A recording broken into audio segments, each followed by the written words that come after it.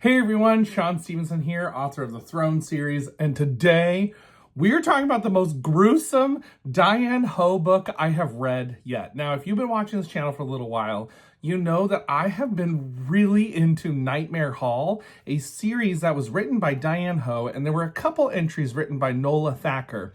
But most of the series of 29 books were written by Diane Hoh. And she also has some standalone point horror novels. So I decided I'm going to read one because, it's September right now when I'm recording this. And this is kind of like sort of spooky, the beginning of spooky season. And sometimes like carnivals and things like that can be in that realm of like creepy things. And so I thought it would be fun, pun completely intended, to read Funhouse by Diane Hoh. Now, this is a standalone novel. It's not related to Diane Hoh's other books, not related to Nightmare Hall or anything like that. It is a standalone book. And oh wow, this book was incredible. I had so much fun with this book. Now, I have to say right from the beginning, this one is more intense than any Nightmare Hall book I've read so far. So I've completed 6 Nightmare Hall books. I'm actually reading book 7 right now as of this recording. And I love Nightmare Hall. It's such a fun series. There's so many fun elements to it.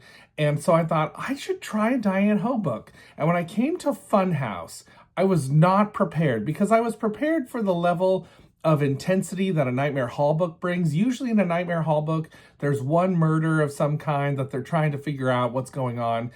This book starts off with quite the carnage. It was quite intense, and I was not really prepared for it. So I wanted to tell you that chapter 1 gets you going right away. Now, I will say nothing after that becomes quite as gruesome as chapter 1. So I feel like if you go into this book, you read chapter 1, you're thinking, wow, this is what the rest of this book is going to give me. It's not really like that. More what I kind of think of it like, okay, so this is a bad comparison in some ways, but a good comparison in others. So if you've ever watched any sort of like NCIS or FBI or any of those procedural shows, oftentimes there is this kind of like shocking moment right at the beginning in the little cold open section before the title credits roll. And in that cold open, there's always something that's super shocking, sets the investigation going. That's kind of how this book read. There was a super shocking moment right at the beginning, and then we go into the rest of the book. And I'm not saying the rest of the book is not exciting or not full of thrills, because there are, and some downright creepy, scary moments, and a great mystery. The mystery was so much fun. That's one of the best parts of this book, but I'm getting ahead of myself. But the rest of the book does not have the same level of carnage that chapter 1 has. So what is Funhouse about? This book is about a group of friends and centers around a girl named Tess. And Tess, she lives with her stepmom who has divorced her dad, and her brother lives with her dad. And so she's living with her stepmom, and her stepmom decides to go on a trip to Europe. And while her stepmom's on this trip to Europe, Tess and all her friends decide to go down to the Boardwalk, which is a local amusement park in this town. And it's kind of like the main driver of all the economy of the town, because people come into the amusement park, they go to the shops, the restaurants, etc. off of that. So it's like a place where a lot of the students in the high school work. All of these are high school students that this is happening to. And so they all like to go to the Boardwalk to have fun. And Tess's parents and all of her friends' parents, they've become friends because their parents are part of like the board of directors for the Boardwalk, which was kind of interesting that it was like a board of directors and not exactly like a CEO of the amusement park. But I don't really know a lot about the business side of amusement parks. I actually really love amusement parks. It's like one of my favorite other kind of hobbies that I have. I like roller coasters. I know a lot about roller coasters and different things. So it's kind of fun to read this book, and there's roller coasters and fun houses and all the things involved at an amusement park.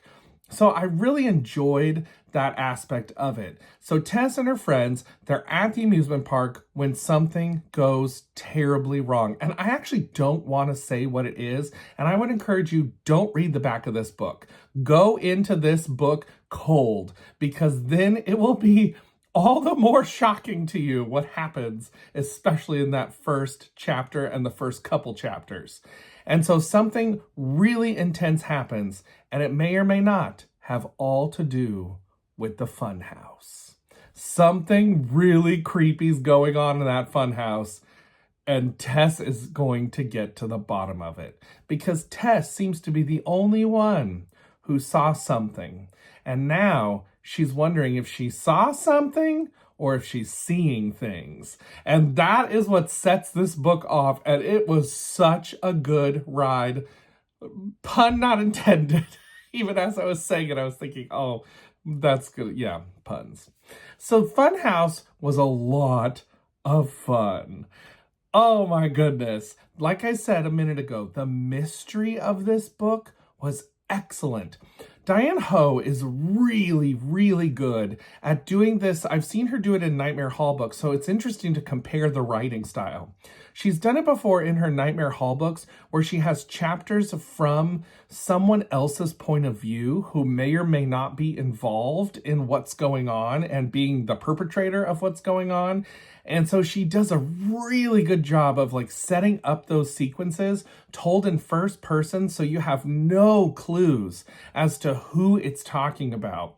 And I love that so much. I feel like it's such a great idea and such a good way to write the story. So you'll have, Tess's point of view in the rest of the book, and then it'll switch to these really short chapters after a Tess chapter where it's this other person's point of view commenting on what's happened to Tess and telling us a story about something from the past. And I am a sucker for this kind of stuff. It's not flashbacks, which I don't love flashbacks. Flashbacks to me are kind of an annoying writer's trick to say things without having to actually show the scene. I just don't love it. I think it's a cheat, in my personal opinion. I'm sure there's probably a book that's done flashbacks in an incredible way. I'm sure I will read a book someday that has an incredible flashbacks. I just don't love them. I like this kind of style, where it's someone telling about something that's happened in the past because they're discovering something about the past. There was a book that kind of this reminded me of called Adam by Ted Dekker. And in that book, there was like interspersed between the chapters, these like newspaper clippings about the past, like different things that were happening. And so you read these newspaper articles that gave you information about what was going on. And it was really fascinating to me to read because it had this weird, like, kind of real world quality to it that made it very, very intriguing to me. It pulled you out of the story, but in a good way, if that makes sense. And that's what happens in these chapters in between Tess's chapters. This has so many great moments. There are so many good scares. There's so many fun twists. Now, I will say, I did guess some of the ending. As soon as I got a couple pieces of information about maybe a quarter of the way through the book, I was like, I think I know what's up here. But I did not have it all correctly guessed. I did guess a couple things, but I did not have everything correctly guessed. So I could see some people, if you are an avid mystery reader, like you just read mystery after mystery after mystery, you'll probably piece this together.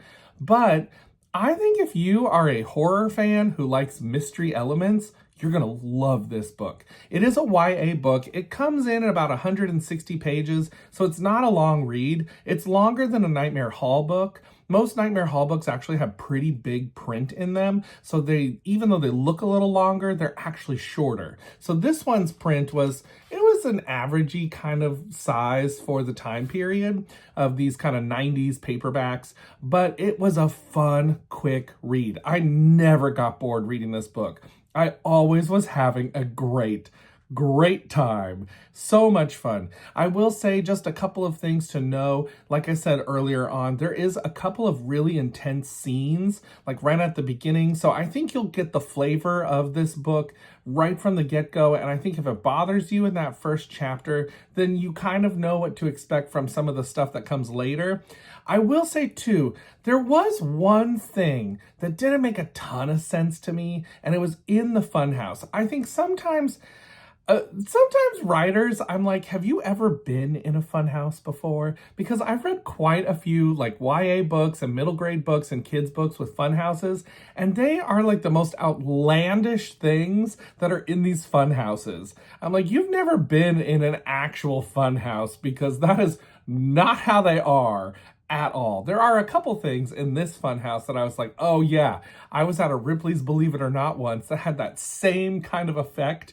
Yes, I will admit I fell for the tourist trap that is Ripley's Believe It or Not one time. And I said, well, I have seen that and I don't need to see another one. It was fun. I had a good time. But there was one element like that in the Funhouse in this book, and that was cool. But then there was also one section of the Funhouse that I thought, what? What is that? There's no way that would actually be in a funhouse, because I can't figure out the mechanics of that. Like, how would that mechanically work? I don't think that's possible. So, all that to say, that's what it is. I will say too, I'm recording this in September of 2025, and I actually went to go look up Diane Hoh right after I finished reading this, and I discovered that she actually passed away in August of 2025 this year. And I was kind of sad for a moment about that, thinking about her legacy of horror and the books that she's brought to us through the 90s. And I am so thankful that she brought us fun books like Funhouse and the Nightmare Hall series that I am enjoying so much. And I think it's a really amazing thing when a writer does pass away, their work can live on. And I think if you've never read a Diane Hoh book, go read one in honor of her this year in 2025.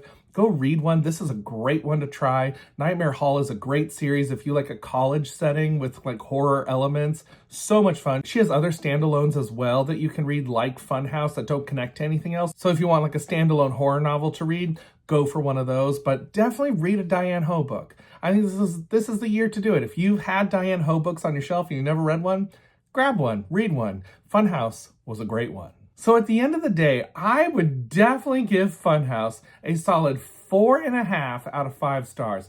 Only taking off that half for that one unbelievable thing in the Funhouse that was like a mechanical thing that I just could not get my mind around. And I thought, that there's no way, that's not possible. I don't know what you're talking about. Like, it's not gonna happen. So that was the only thing that I did not like about this book. Otherwise, Tess's character is a great character. The supporting characters are a lot of fun. There's a lot of great elements. One other thing we do need to talk about, though, is the names of the characters in this book, because they have the most, what I call, Murder, She Wrote names of all time.